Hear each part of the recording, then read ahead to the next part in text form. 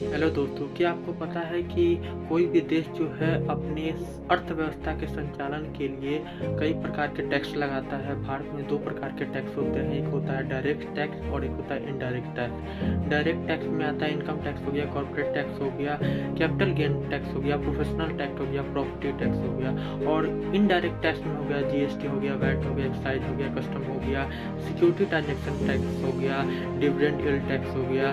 ये सब टैक्स। अब चलते हैं कि डायरेक्ट टैक्स और इनडायरेक्ट टैक्स जो है कैसे इसको अंतर क्या होता है। जैसे कि एक व्यक्ति जो है क्या होता है कि किसी दुकान में चॉकलेट लेने गया, चॉकलेट पर क्या हुआ जाके कि वो चॉकलेट खरीद के दुकान से ले आया। अब चॉकलेट खरीद के दुकान से ले आया तो उसके बाद जो है वो टैक्स जो है कंपनी को हम लोग दिए, क्योंकि हम लोग कोई कंपनी का ही चॉकलेट था ना, हम लिए ना।